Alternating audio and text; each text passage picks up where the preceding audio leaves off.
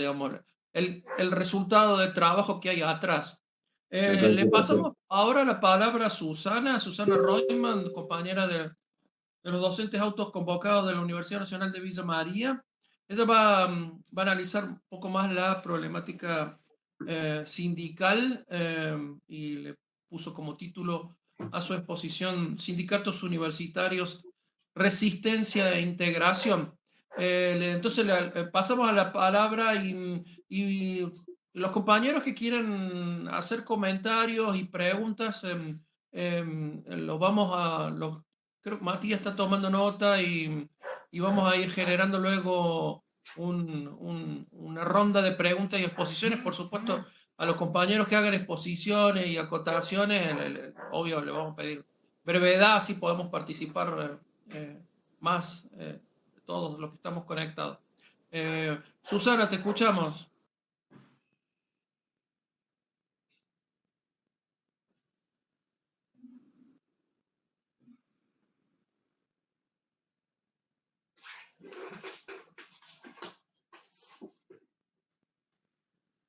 Bueno, no sé si está Susana conectada, no la veo yo entre las conectadas. Ahí va. Ahí está, hola Susi. Hola, sí, tenía el micrófono desactivado. Bueno, ante todo, muchísimas gracias por permitirnos organizar y ser parte de este espacio que venimos remando con este grupo de docentes autoconvocados y que últimamente hemos sumado a otros y otras compañeras de otras universidades con la intención de conformar algo que ya, o de retomar la conformación de esta red de docentes de base. Bueno, voy a tratar de ser muy breve. Yo trabajo en temas de sociología del trabajo y dirijo el Observatorio de Conflictividad Laboral de Córdoba, junto que hay acá algunos compañeros y compañeras, bueno, y estamos trabajando en realidad en las problemáticas sindicales de varios sectores, pero bueno, me animo a contarles algo de lo que he logrado ver en cuanto a la movilización sindical universitaria en estos breves minutos para después iniciar esta ronda de preguntas. Bien. Acá se me escucha, Rodolfo, porque estoy mirando un Word. ¿Sí? No lo Bueno. vi, perdón, disculpa. Bueno. Bueno, bien, ¿eh? ¿sí? Se escucha bien. Está bien. Bueno, perfecto. Bueno, pensar el sindicalismo universitario docente requiere una lectura histórica que no podemos hacer en 10 minutos, pero sí señalemos algunas cuestiones que tenemos que tener en cuenta al analizar estrategias para modificar la correlación de fuerzas. En primer lugar, las bases materiales que tienen que ver con el cambio de composición social que se ha venido experimentando en la Universidad Argentina desde mediados del siglo XX, con una masificación cada vez mayor y que liga cada vez más a los actores universitarios a las clases subalternas. En segundo lugar, me parece que hay que ver y hay que tener en cuenta las relaciones a veces solidarias, a veces conflictivas con los estudiantes universitarios, en particular con el movimiento estudiantil, que tenemos que tener muy en cuenta a la hora de evaluar nuestras estrategias. En tercer lugar, la complejidad del entramado que conforma la docencia universitaria, una gran fragmentación interna por una parte, desde la pirámide de cargos, de cargos y dedicaciones que cada vez se amplía más una base de ayudantes o de cargos simples y ayudantes o incluso adscriptos ad honorem, que en la práctica hacen gran parte del trabajo docente, muy complejo, muy pesado en tiempos de pandemia y de masividad, y también esta gran dispersión externa que tiene que ver con que una buena parte de los que trabajan en la universidad tienen son profesionales en otros espacios, y para quienes el trabajo universitario es secundario, y otros que cada vez son más, que hacemos de la universidad nuestro modus vivendi. Entonces esta fragmentación interna y externa creo que también cuenta a la hora de pensar estrategias. Después el tema de la proletarización del trabajo docente, que implica la relativa pérdida del control sobre el proceso de trabajo, que no alcanza los niveles del trabajo en fábrica o en construcción o en comercio.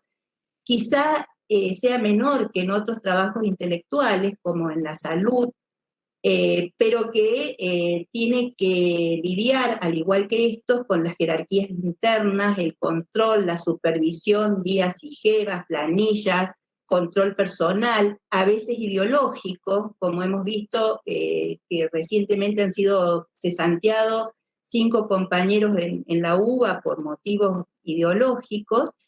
Y creo que no podemos dejar de mencionar que la pandemia ha acentuado la pérdida de control sobre nuestro trabajo, nos ha proletarizado aún más, y probablemente, y casi seguro, de un modo que va a ir más allá de la pandemia, que va a quedar instalado. Y el otro punto es el empobrecimiento y la precarización, de la que ya hablaron Juan y Roberto, y las condiciones de trabajo. Bueno, acá en Villa María, repito un dato que decía, que planteaba Juan, el 47% de los cargos son simples, el 61% de los cargos son de auxiliares o JTP, y en total nosotros hemos hecho un trabajo a partir del observatorio de la universidad. En total, el 89% de los salarios básicos del personal docente está debajo de la línea de pobreza. Por otra parte, el problema del teletrabajo, que también ha llegado posiblemente para quedarse como híbrido con el trabajo presencial después de la pandemia, la convivencia del trabajo productivo y reproductivo, la brecha de género que acentúa esta situación, la situación de aislamiento que dificulta la interacción, que habilita los contactos informales que pueden producir acciones colectivas, pero también las posibilidades de tener reuniones como estas. Es decir, todas estas cosas son cuestiones que hay que evaluar a la hora de pensar estrategias comunes para modificar, para incidir en la correlación de fuerzas. Como no hay tiempo, entonces no tenemos tiempo para una historización pormenorizada, yo quería marcar 2 momentos recientes para pensar el sindicalismo docente. Uno es el 2018, en donde Roberto marcaba la caída del poder adquisitivo del salario, el momento de la crisis mayor del macrismo, del infausto endeudamiento, y año en que la pobreza y la precarización pegaron enormes saltos. Ese año la lucha docente comenzó con mucha fuerza, y los estudiantes no solo acompañaron, sino que fueron mucho más allá en sus reclamos, siendo el disparador de esa lucha estudiantil un festejo cosificado, diría yo, del centenario de la Reforma, que hicieron las autoridades en Córdoba y en todo el país. Los estudiantes comenzaron procesos de autoconvocatorias, desbordaron los centros de estudiantes. En Córdoba armaron las interfacultades, y cuando las conducciones gremiales se retiraron de la lucha a hurtadillas, como pasó en Córdoba, con una maniobra bastante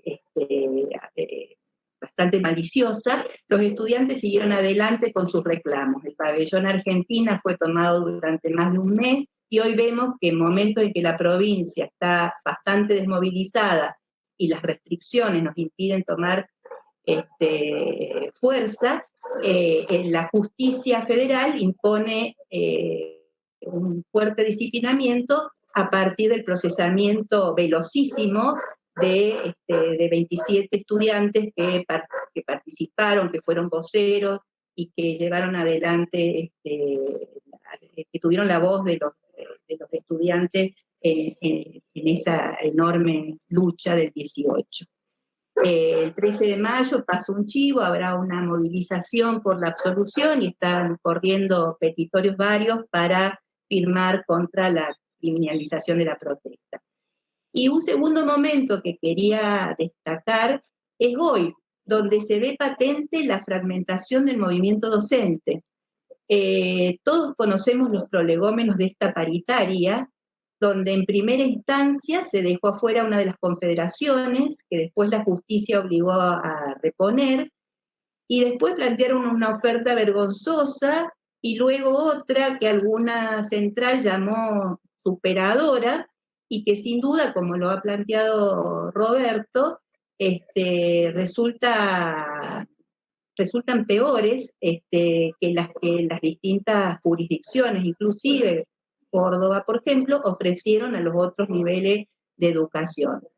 Nos encontramos pues con tres situaciones: una central haciendo paro de 2 días, la otra que planteó paro para hoy, luego intentó retirarlo desde la conducción y casi todas las bases se negaron a abandonar la instancia de paro y a aceptar la oferta, y una tercera más pequeña, la FEDUN, en donde estamos nosotros encuadrados, que jamás pregunta nada, no consulta, no escucha, y tiene oídos solo para conversar con las autoridades universitarias.